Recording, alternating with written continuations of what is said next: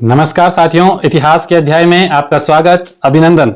मैं विशाल अहीर और आज हम शुरू कर रहे हैं इतिहास की अजब गजब श्रृंखला। इतिहास की इस लंबी श्रृंखला में हम पढ़ेंगे कक्षा 11 के इतिहास विषय के शब्द शब्द को, पंक्ति पंक्ति को, और हर शब्द हर पंक्ति को पढ़कर इतिहास की हर बात को जानेंगे और अपनी जीत की ओर एक कदम और रखेंगे। आइए इस श्रृंखला की शुरुआत करते हैं और कक्षा 11 अध्याय 1 लेखन कला और शहरी जीवन से संबंधित सभी बातों का संपूर्णता से अध्ययन करते हैं। इतिहास एक बहुत ही रोचक विषय है। इतिहास के बारे में एक फ्रांसीसी योद्धा नेपोलियन ने कहा था कि इतिहास के अध्ययन से व्यक्ति महान बनता है, और अगर आप इतिहास पढ़ने आए हैं तो आप महानता की राह पर चल पड़े हैं। तो आइए बिना समय गंवाए शुरुआत करते हैं अध्याय 1 को।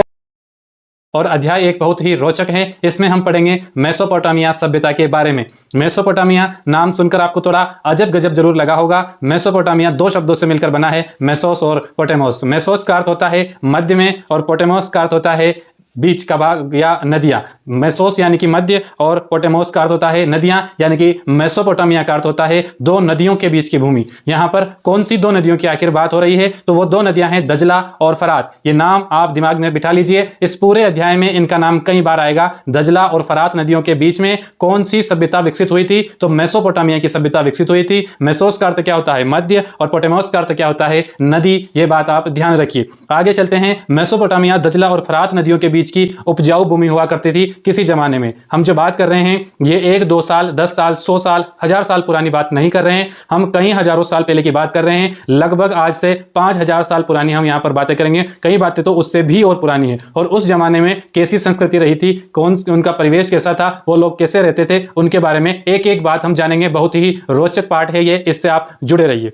इसमें और क्या था कि मेसोपोटामिया को क्यों पढ़ते हैं, क्योंकि पृथ्वी पर जो शहर बसने की प्रक्रिया शुरू हुई वो मेसोपोटामिया से ही हुई। मेसोपोटामिया की सबसे बड़ी देन है शहरी जीवन। जो हम शहर देखते हैं आज, बड़े बड़े शहर दिल्ली, मुंबई, कोलकाता, लंदन या अमेरिका के जो बड़े बड़े शहरों की बात तो हम सुनते हैं, उनके बारे में जानते हैं। इन शहरों के बसने की जो प्रक्रिया शुरू हुई थी वो सबसे पहले शुरू हुई थी मेसोपोटामिया में। मेसोपोटामिया में कई छोटे छोटे नगर थे, जैसे बेबीलोन और उरुक, मारी, ये सारे के सारे नगर कहां पड़ते थे, मेसोपोटामिया में। मेसोपोटामिया में ही शहरी जीवन की शुरुआत हुई थी, इसलिए हम इसको पढ़ते हैं। तो एक और बात दिमाग में आती है कि क्या ये मेसोपोटामिया आज भी है कि या ये गायब हो चुका है धरती से, तो आज भी है। ये इराक नाम का देश है, उस देश में आज भी यह सभ्यता है। कौन सी सभ्यता, मेसोपोटामिया की सभ्यता। मेसोपोटामिया आखिर इतना प्रसिद्ध क्यों है, क्या खास बात है इसके बारे में जो हम इसको पढ़ रहे हैं, क्योंकि बहुत सारे लोग उस जमाने में भी रहे होंगे जैसे आज हैं, तो उनके बारे में ना पढ़कर हम मेसोपोटामिया के बारे में ही क्यों पढ़ रहे हैं। तो ध्यान रखिए, मेसोपोटामिया में संपन्नता थी। आज से हजारों वर्ष पहले वो बहुत ही संपन्न एक सभ्यता हुई है।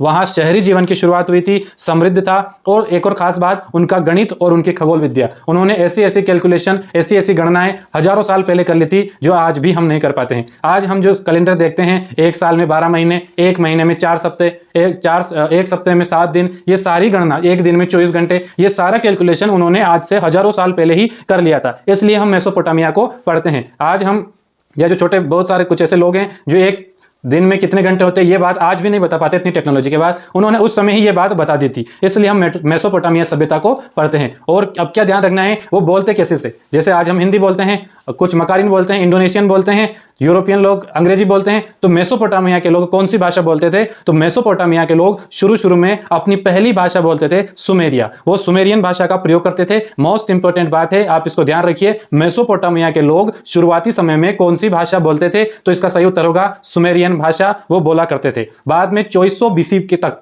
2400 बीसी आते आते उनकी भाषा अक्कादी होने लगी, अक्कादी भाषा का वह प्रयोग करने लगे। ध्यान रखिए यहाँ एक शब्द आया है बीसी। बीसी का अर्थ क्या होता है, इसकी चर्चा हमने ऑफलाइन कक्षा में की है, अभी भी बताएंगे।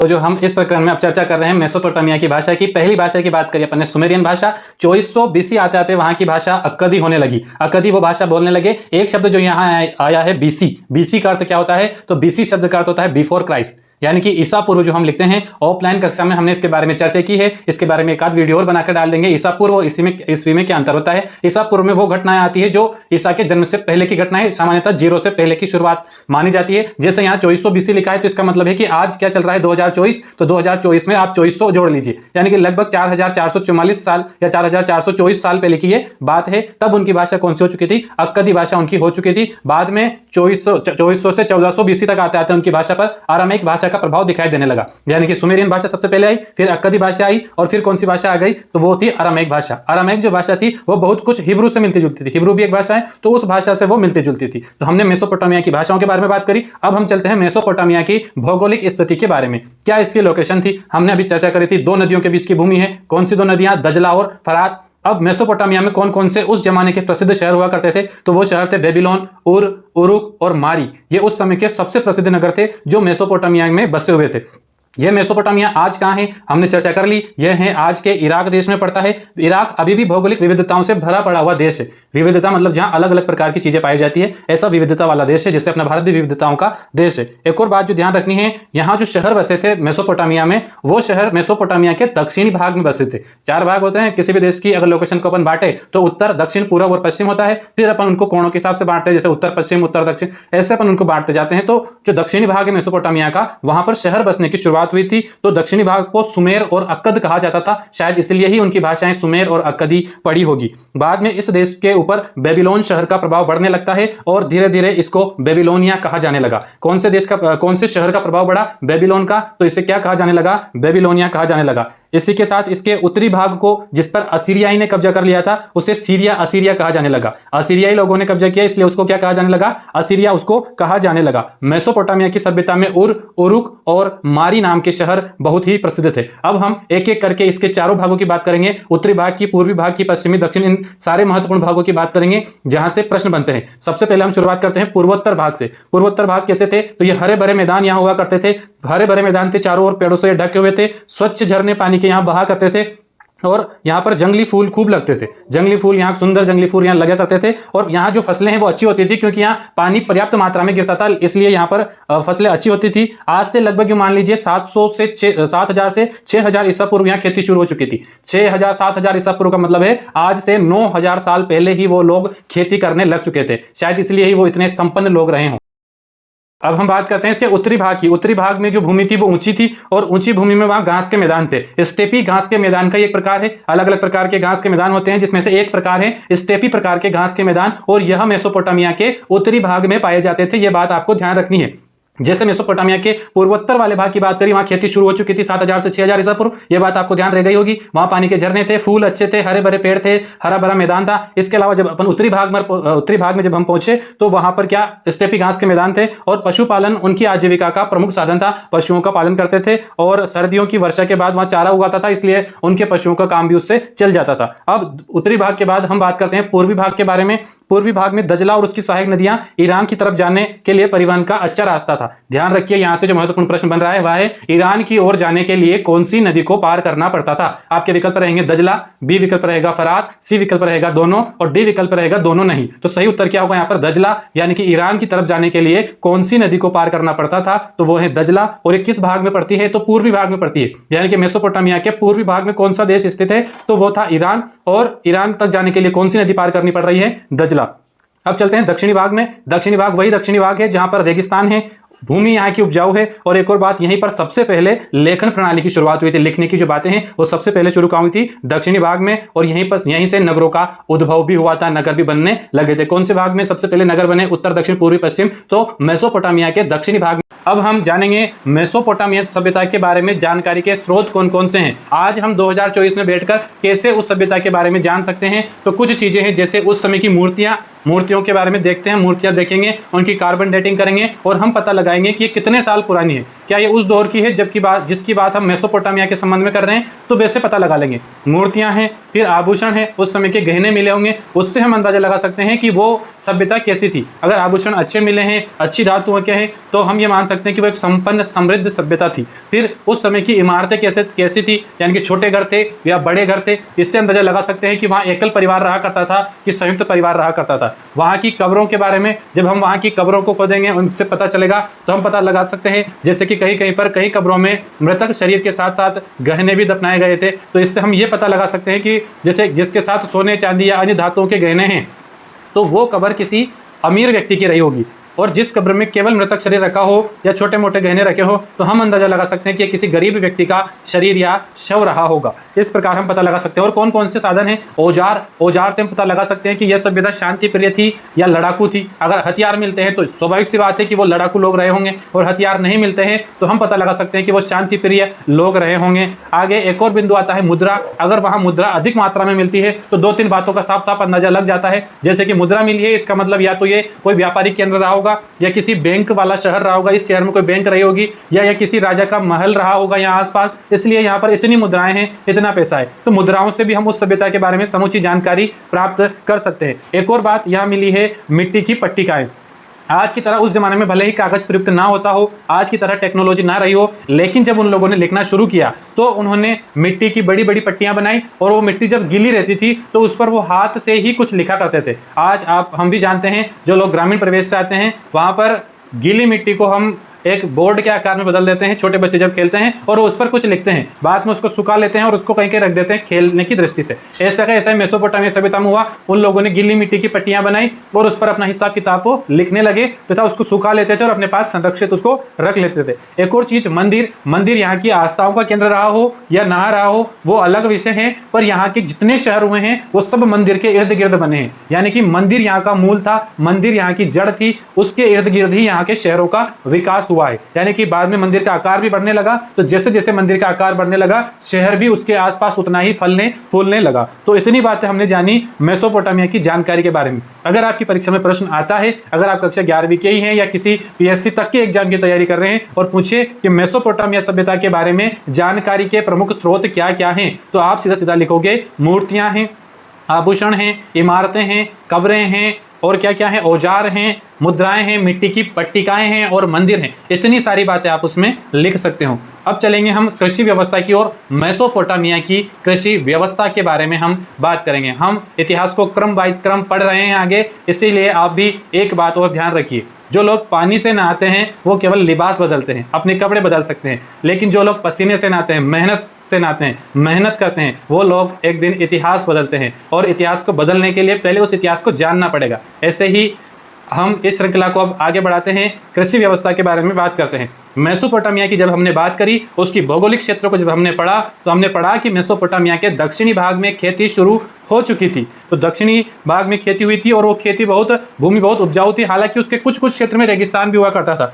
और दजला नदी ईरान के रास्ते में पड़ती है, तो फरात नदी इस वाले दक्षिणी वाले क्षेत्र की ओर आती थी। और उस फरात नदी, जब वो फरात नदी कई भागों में बढ़ जाती थी, यानी कि यूं समझिए कि ये नदी आई और ये उंगलियों की तरह अलग अलग डायरेक्शन में जब ये बढ़ गई तो प्रत्येक डायरेक्शन एक नहर का काम करती थी। और जब इस नदी में पानी आता था, जैसे इसमें पानी आया तो ये अलग अलग डायरेक्शन में बहकर ये खेतों तक जाते थे। यानी कि ये जो नदी की जो अलग अलग धाराएं थी, भाग थे, ये उस समय नहरों का काम कर रहे थे। और कौन सी नदी दक्षिणी भाग की खेती के लिए पानी लाने का काम करती थी? तो क्या उत्तर लगाओगे? फरात नदी वो काम करके दिखाती थी। आगे यहाँ पर जरूरत पड़ने पर गेहूं, जौ, मटर और मसूर की खेती के लिए जो सिंचाई के लिए आवश्यक जल होता था वो फरात नदी से वो प्राप्त करते थे। तो कृषि व्यवस्था के संदर्भ में महत्वपूर्ण नदी कौन सी बन जाती है? फरात नदी। इतनी जानकारी आपको ध्यान रखनी है। अब हम चर्चा करेंगे, अगर खेती हो रही है तो स्वाभाविक सी बात है पशु भी रहे होंगे, और पशु रहे होंगे तो अब हम चर्चा करेंगे पशुपालन व्यवस्था के बारे में। मेसोपोटामिया सभ्यता में पशुपालन, तो क्या याद रखना है? 3-4 बातें हैं इसमें, बस इतनी याद रखना है कि मेसोपोटामिया के लोग भेड़ और बकरियां पालते थे, भैंस नहीं पालते थे। ये बात ध्यान रखिए। तो कौन से पशुओं को पालते थे? भेड़ और बकरियों को वो पाल रहे थे। यहाँ स्टेपी घास के मैदान, अब आपने आगे पढ़ा है इस पार्ट को, हमने अभी चर्चा की है, तो तुरंत कमेंट बॉक्स में बताइए कि मेसोपोटामिया के किस भाग में स्टेपी घास के मैदान पाए जाते हैं। क्योंकि यहाँ आया है, वो भेड़ और बकरियों को पालते थे, स्टेपी घास के मैदान में उनको वो चराते थे, और साथ ही पहाड़ के जो ढाल है वहां भी वो अपने पशुओं को चराने के लिए ले जाया करते थे। पशुओं से उनको दूध मिलता था, मांस मिलता था, और भेड़ थी तो स्वाभाविक सी बात है ऊन भी मिलता था। वो इनको बेचकर अपना गुजारा चला लेते होंगे।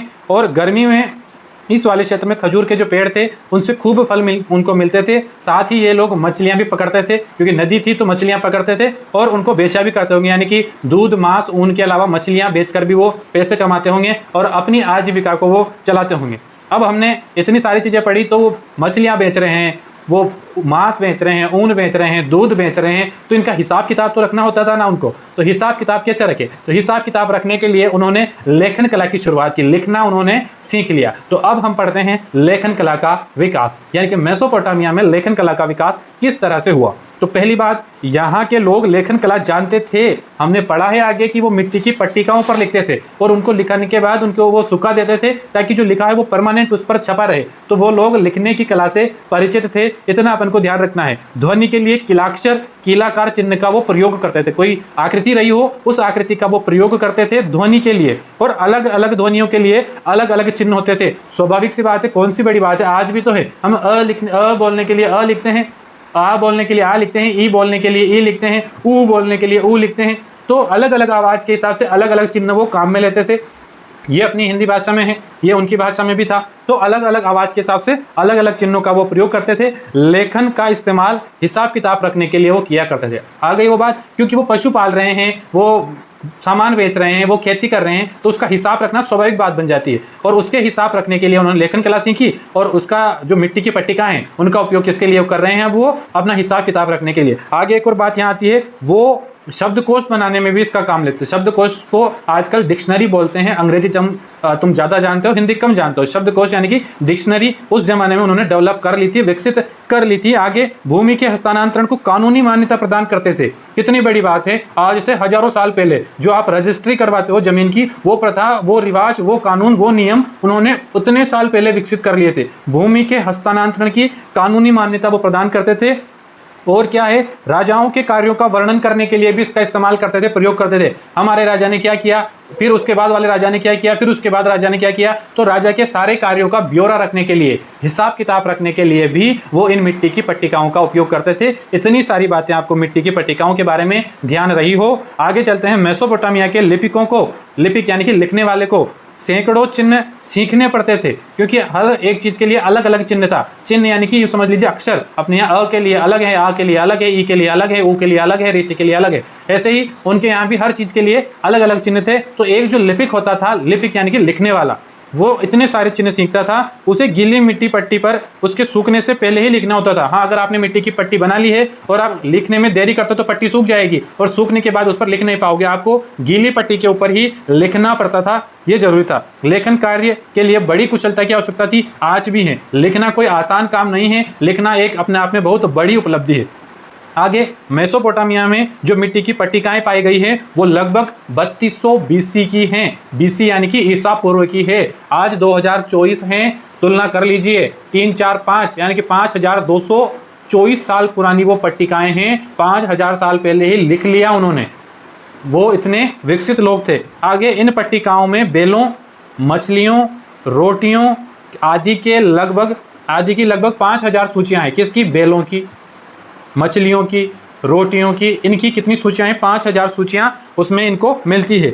जो वहाँ के दक्षिणी शहर, दक्षिण में एक शहर पड़ता है उरुक, के मंदिरों में आने वाली और वहाँ से बाहर जाने वाली चीज़ों की रही होगी। यानी कि वहाँ इतने बेल आए होंगे, इतनी मछलियाँ आई होगी, इतनी रोटियाँ आई होगी। ऐसे कर करके उन्होंने 5000 सूचियाँ बना रखी थी। और वो सूचियाँ वहीं पास में जो नगर है उरुक नगर, वहाँ एक मंदिर पड़ता है, उससे संबंधित वो रही है। लेखन कार्य संभवतः तभी शुरू किया होगा जब समाज को लेन देन की आवश्यकता महसूस हुई होगी। और ये स्वाभाविक बात है। आप और हम लिखना कब सीखते हैं? जब अपन को जरूरत महसूस होती है। सोचिए, अगर हमको ये जरूरत ही नहीं पड़ती किसी चीज़ का हिसाब रखने की, तो हम क्यों लिखना सीखे? क्या गाय, बैल, भैंस ये लिखना सीखते हैं पशु? क्योंकि उनका आवश्यकता नहीं है। उनका आवश्यकता केवल इतनी है कि खाना खाना है और जो काम उनके साथ लिया जाता है उनको वो काम करना है। तो समाज में जिस अंग के साथ जो व्यवस्थाएं समुचित की गई है वो उसके अनुरूप चले हैं। यानी कि जैसे जैसे समाज में लिखने की आवश्यकता महसूस हुई, लोग लिखना सीख गए। जैसे इंसान को भूख लगी होगी, उसने खाना खाना सीख लिया होगा। देखने की आवश्यकता महसूस होगी तो उसने अपने नेत्रों का विकास करना शुरू कर दिया होगा। तो यही बात मेसोपोटामिया के साथ भी जुड़ी हुई थी। आगे क्योंकि पट्टिकाओं पर जो आप हिसाब रख रहे हो वो स्थायी हिसाब था, परमानेंट हिसाब था, इसलिए उन्होंने ये शुरू की थी।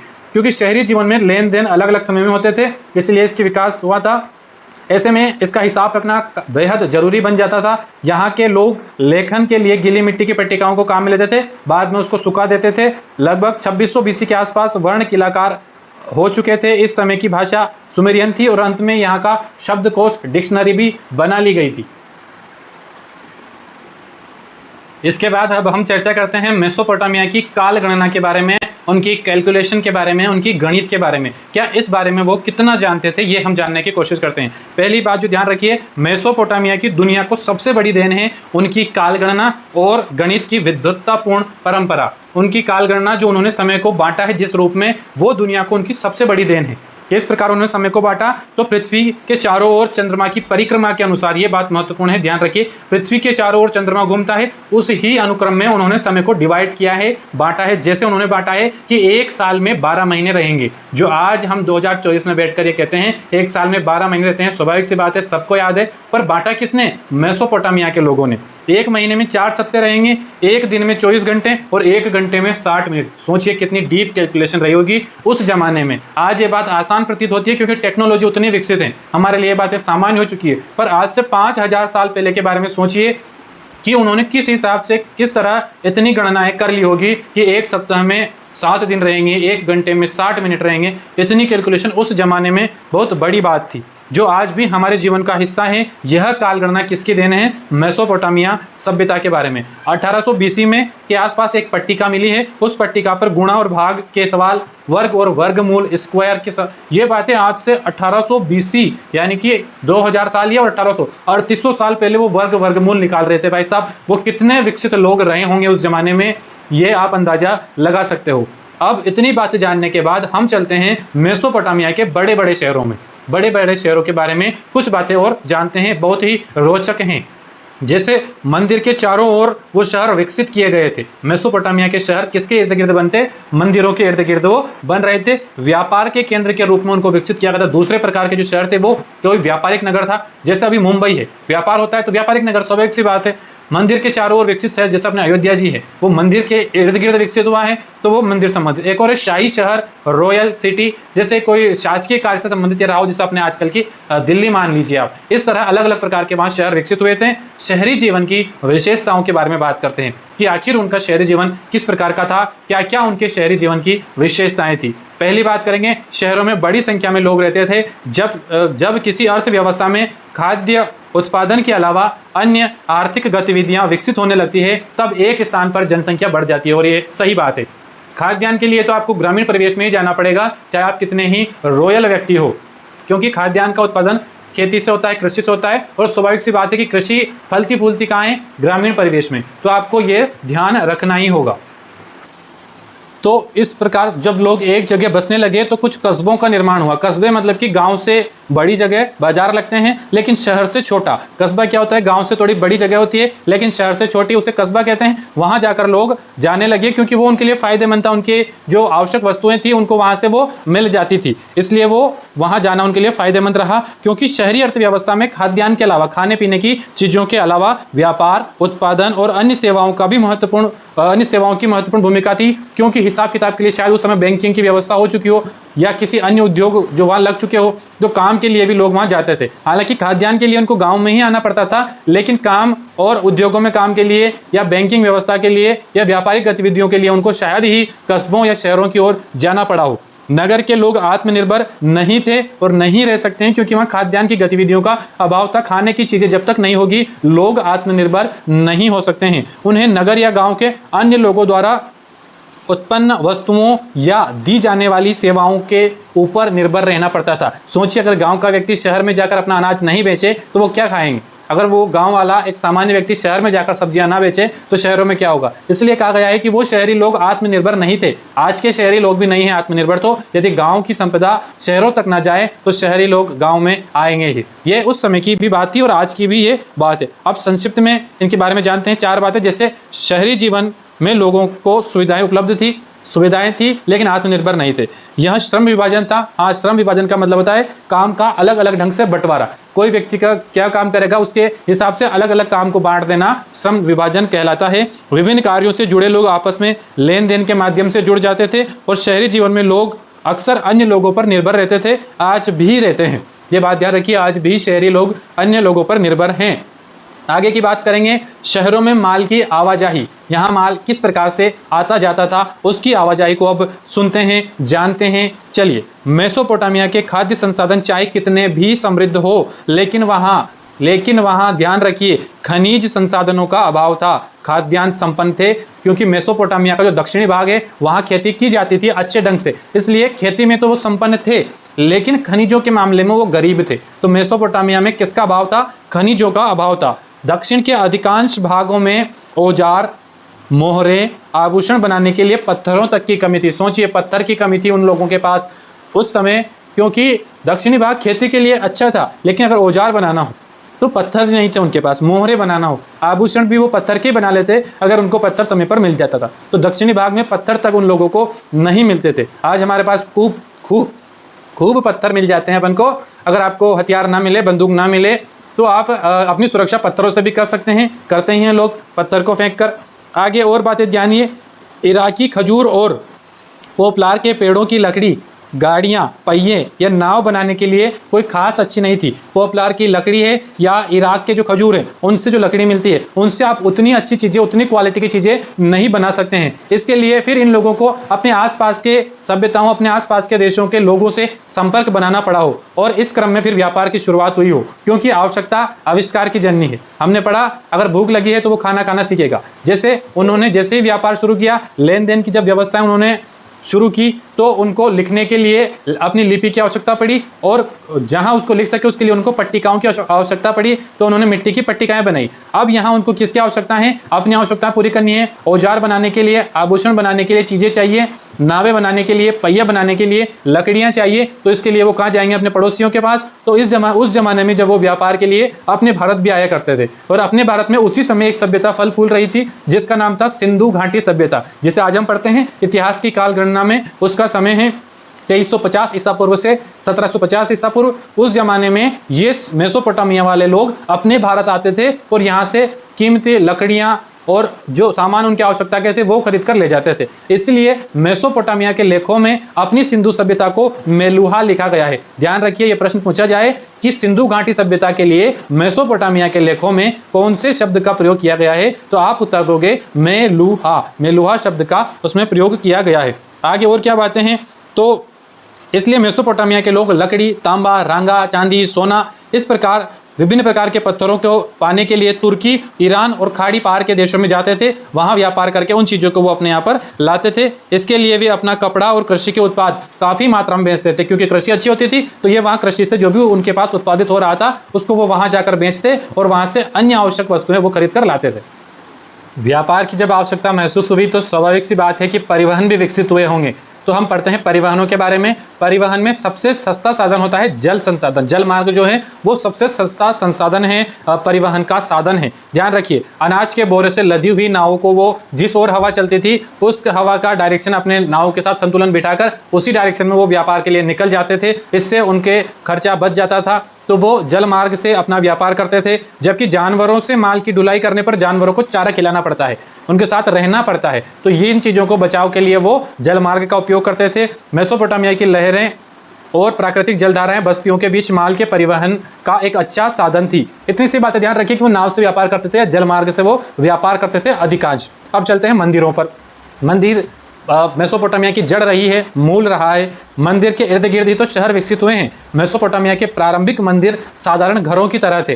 क्यों थे? क्योंकि देवताओं का घर है मंदिर, तो इसलिए वो घरों की तरह ही थे, क्योंकि मंदिर भी किसी देवता का घर ही होता है। मंदिर की बाहरी दीवार कुछ खास अंतराल के बाद भीतर और बाहर की ओर मुड़ी होती थी, मतलब वो लहरदार होती थी एक तरह से भी मान लीजिए। यह मंदिर की विशेषता थी। साधारण घरों की दीवारें ऐसी नहीं हो करती थी जैसी मंदिर की थी, यानी कि जो घुमावदार लहरदार जो दीवारें थी वो केवल मंदिरों की थी, घरों की नहीं थी, यानी कि घरों की सपाट दीवारें रही होगी। देवता पूजा का केंद्र बिंदु होता था। मंदिर में देवताओं की वो पूजा करते थे, देवियों की भी करते होंगे।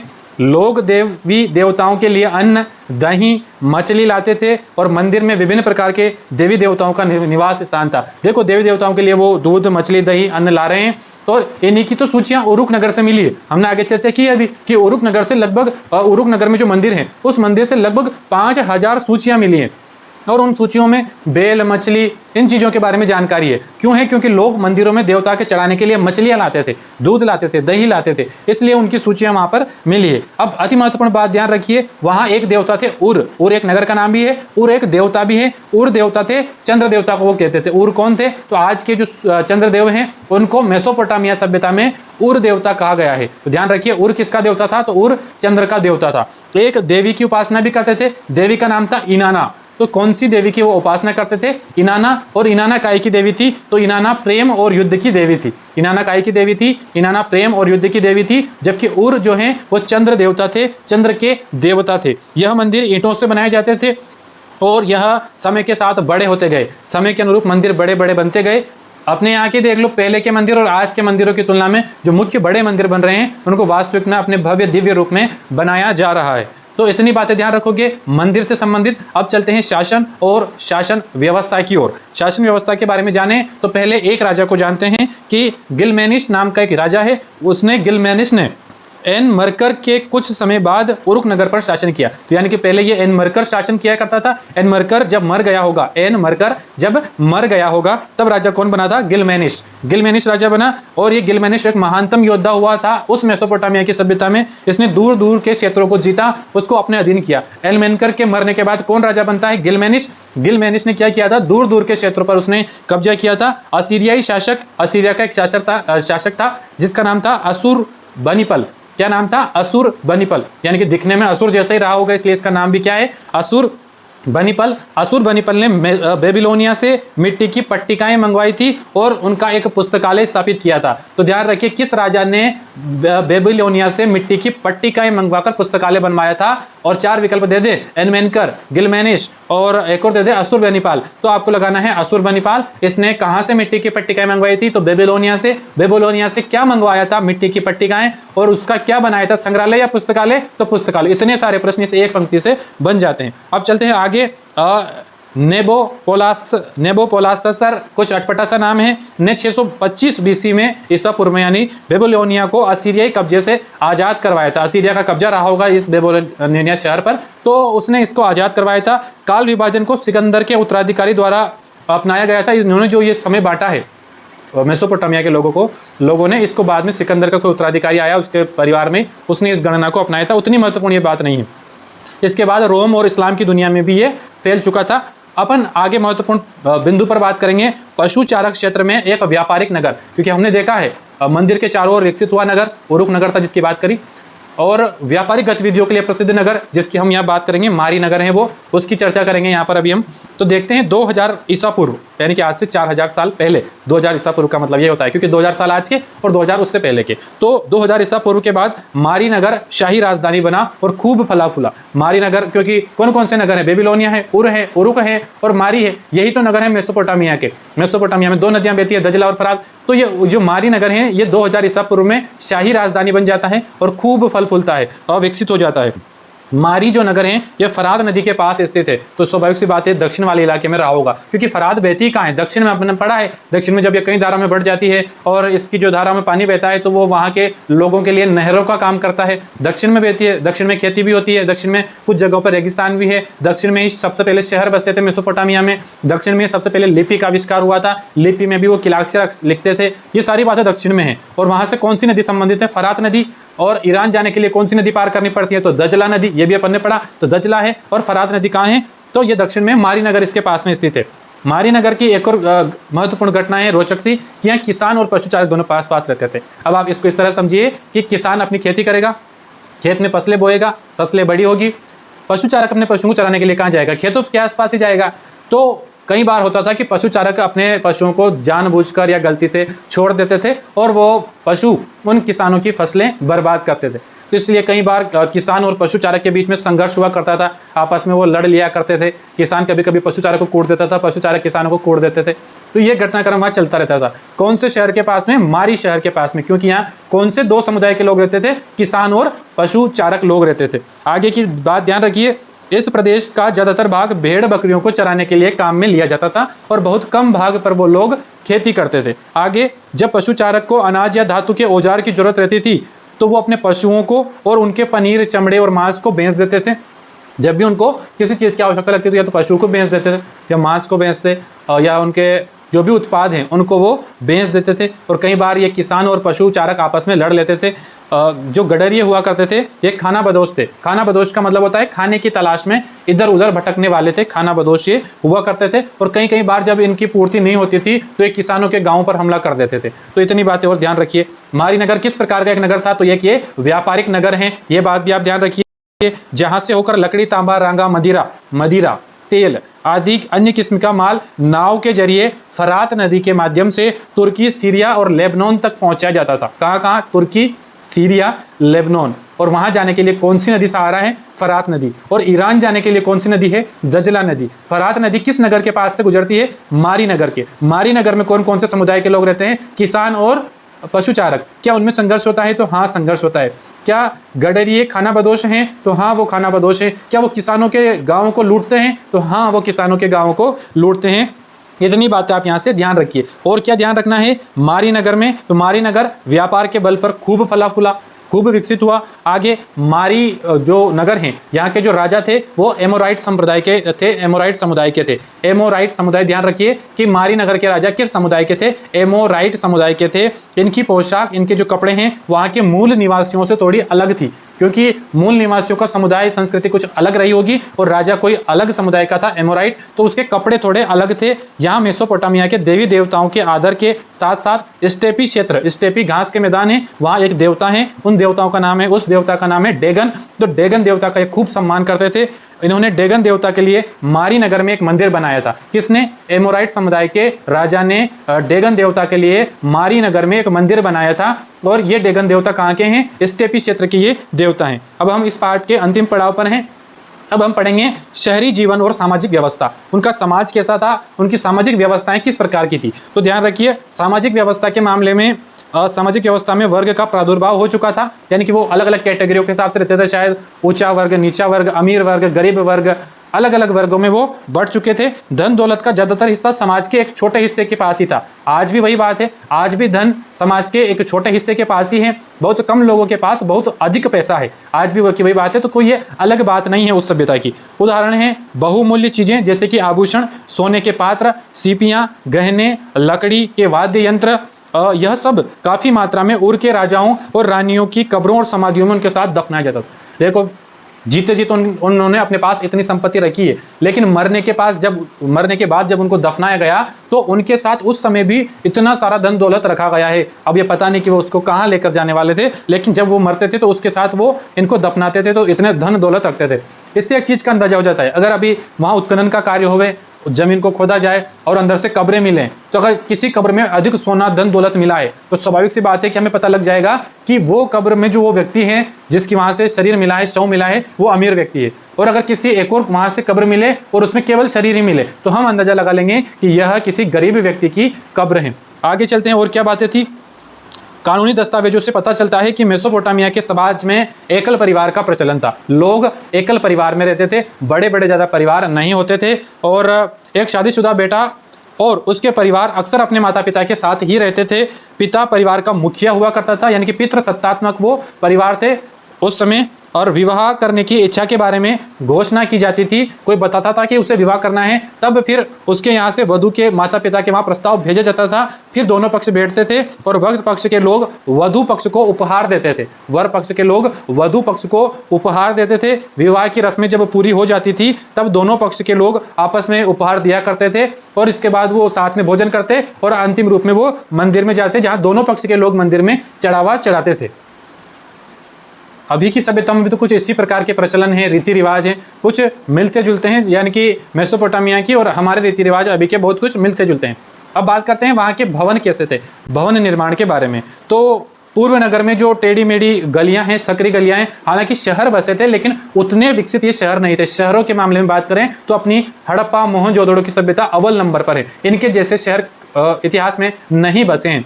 यहाँ भी शहर थे लेकिन वो टेढ़ी मेढ़ी गलियां थी और भूखंड एक जैसे आकार के नहीं थे। किसी का घर इधर आगे निकल रहा है, रोड पे घर आ गया, किसी का उधर दूसरे के घर में चला गया, इधर टेढ़े मेढ़े घर बनाए हुए थे, उतना व्यवस्थित ये नहीं थे। और नगर नियोजन पद्धति का बिल्कुल अभाव था। नगर को सिस्टमेटिक ढंग से नहीं बसाया गया था। जल निकास की सही प्रणाली नहीं थी। एक घर से जब पानी को बहाते थे तो सामने वाले के घर में वो पानी भर जाता था। इस प्रकार की वहां पर व्यवस्थाएं थी, यानी कि जल नियोजन की, जल निकासी की उचित व्यवस्था नहीं थी। और सबसे खराब चीज जो मुझको यहाँ लगी वो ये है कि ये उनके घर का कचरा घर के सामने डालते थे, और इनके यानी कि कचरा डालते डालते जब ढेर ऊंचा हो जाता था तो उस समस्या से निपटने के लिए इन लोगों ने क्या किया कि अपने घरों को जमीन से ऊपर बनाना शुरू किया। यानी कि वो जो कुर्सी बना छोड़ते हैं जमीन की, तो वो थोड़ा अपने घर की दीवारों की तो थोड़ी ऊंची ली इन्होंने, ताकि हम जब कचरा डालें तो अपने घर के सामने तो वो उड़कर वापस घरों में नहीं आए। इसके लिए इन्होंने क्या किया, तो इन्होंने अपने घरों को ऊंचा बनाना शुरू किया, लेकिन कचरा कहाँ डाल रहे थे, ये सामने। तो इसलिए स्तर बनने लगे थे, यानी कि कचरे के ढेर इनके घर के सामने होने लगे थे, और पानी भी इधर उधर बहा करता था, यानी कि अब बिल्कुल अव्यवस्थित रूप से ये लोग रहते थे। आगे कुछ और बातें हम इसके बारे में जानते हैं, जैसे ये लोग अपने घर का सारा कचरा घर के सामने ही डालते थे, और घर बनाते समय प्राइवेसी का ध्यान रखा जाता था। प्राइवेसी माने घर इस प्रकार से डिजाइन किए गए थे कि बाहर निकलने वाले लोग घरों के अंदर नहीं झांक सके, इस प्रकार से बनाए गए थे। और में नगर वासियों के लिए एक कब्रिस्तान भी था, कब्रिस्तान था जहां उनको मरने के बाद दफनाया जाता था, और जिसमें शासक तथा जनसाधारण की समाधियां पाई गई हैं, और कुछ लोगों को उनके घर के अंदर ही फर्श के नीचे दफनाया गया है। तो ये और बातें आपको इससे संबंधित ध्यान रखनी है। अब अंतिम 2 बिंदु बचते हैं। पहला है जल प्लावन। जल प्लावन क्या था, तो बाइबिल में है कि जल प्लावन पृथ्वी पर संपूर्ण जीवन को नष्ट करने वाला है। धरती पर जो जीवन है इसको नष्ट करने वाला कौन है, जल प्लावन है। ये बाइबिल में लिखा हुआ है, बाइबिल की कोई कहानी है। इसमें है कि लेकिन परमेश्वर ने जब धरती नष्ट होने वाली थी बाढ़ के कारण, तो परमेश्वर ने एक नोवा नाम के व्यक्ति को चुना, और नोवा को कहा कि तू एक बहुत बड़ी नाव बना। तो उस नोवा व्यक्ति ने एक बहुत बड़ी नाव बनाई, और हर प्रकार के जीव का एक एक जोड़ा उसमें रख लिया, यानी कि एक स्त्री पुरुष को रख लिया, और एक गाय और एक बैल को रख लिया। तो एक एक जो हर एक जीव है उसका एक एक जोड़ा उन्होंने उस नाव में रख लिया। ऐसा इसलिए किया है ताकि अब जो बाढ़ आने वाली है जल प्लावन के कारण पूरी पृथ्वी नष्ट हो जाएगी, सारे जीव मर जाएंगे, केवल जो इस नाव में है वो के वही बचेंगे। और फिर बाढ़ आती है और पूरी पृथ्वी के सारे जीव मर जाते हैं, बस वो जो नाव में, वो नाव किसने बनाई थी, नोआ नाम के व्यक्ति ने, वो बच जाते हैं। ऐसी कहानी किसमें लिखी हुई है, बाइबिल में। तो उस कहानी से संबंधित है कि उसने नाव बनाई और सारे लोग बच गए। ऐसी की ऐसी ही कहानी मेसोपोटामिया की किताबों में भी लिखी गई है। और उन किताबों में जो हीरो हैं, जैसे इस वाली बाइबिल में जो हीरो है कौन है, वो नोवा नाम का व्यक्ति, उसने पूरी दुनिया को बचा लिया। ऐसे ही मेसोपोटामिया की किताबों में जो हीरो हैं उसका नाम है जीव शूद्र। क्या नाम है उसका, जीव शूद्र। उसे ही उतनापिस्टिम भी कहा जाता है। जीव शूद्रम को क्या कहते हैं, उतनापिस्टिम भी उसको कहा जाता है। यह कहानी लिखी हुई है मेसोपोटामिया की किताबों में। अब अंतिम बात इस अध्याय की जानते हैं कि यूरोप वासियों के लिए मेसोपोटामिया का क्या महत्व है, क्यों उनके लिए मायने रखता है। तो पहली बात है कि उनके लिए महत्वपूर्ण इसलिए है क्योंकि बाइबिल का जो प्रथम भाग है, बाइबिल एक बहुत बड़ा ग्रंथ है ईसाइयों का, उसके अलग अलग भाग हैं। तो उसका जो पहला भाग है उसका नाम है ओल्ड टेस्टामेंट। उस ओल्ड टेस्टामेंट में इसका कई जगह उल्लेख है, इस मेसोपोटामिया का जो हम पढ़ रहे हैं कई जगह उनका इसका उल्लेख है। और ओल्ड टेस्टामेंट का भी एक अन्य भाग है book of genesis. Book of genesis में, ओल्ड टेस्टामेंट का भी भाग बुक ऑफ जेनेसिस में शिमार शब्द लिखा हुआ है। कौन सा शब्द है, शिमार। और इस शिमार शब्द का अर्थ होता है सुमेर ईंटों से बने शहरों की भूमि। सुमेर ईंटों से बने शहरों की भूमि उसका अर्थ होता है।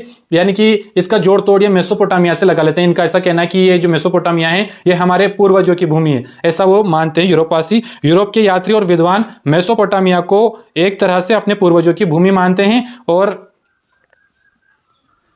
और उनका मानना है कि यह जो क्षेत्र है इसमें कभी उनके पूर्वज रहा करते थे, और बाइबिल की कहानियों को वो मेसोपोटामिया की कहानियों से जोड़ते हैं और इनसे अपना संबंध स्थापित करने की प्रयत्न करते हैं, कोशिश करते हैं। तो ये था कक्षा 11 का इतिहास का पहला अध्याय, लेखन कला और शहरी जीवन मेसोपोटामिया के बारे में कई सारी रोचक कहानियां हमने इसमें पढ़ी है। उम्मीद है आपको यह अध्याय समझ में आया होगा और इससे बनने वाले सभी प्रश्न आपके दिमाग में बिल्कुल बैठ गए होंगे। आप कक्षा 11वीं में हैं तो आपके लिए महत्वपूर्ण है। इसके अलावा ये एनसीईआरटी किताब से हैं, तो जो भी लोग प्रतियोगिता परीक्षाओं की तैयारी कर रहे हैं, किसी भी प्रकार की पीएससी तक की परीक्षाओं की तैयारी कर रहे हैं, तो ये उनके लिए भी बेहद महत्वपूर्ण वीडियो है, क्योंकि यही बातें उनमें आती है। और रिटर्न आंसर के लिए भी जो इसमें शब्दावली प्रयुक्त की गई है वो एनसीईआरटी की, यानी कि शुद्ध सरल शब्दावली का इसमें प्रयोग किया गया है। फैक्ट वाइज फैक्ट हर बात को बताने का इसमें प्रयत्न किया गया है।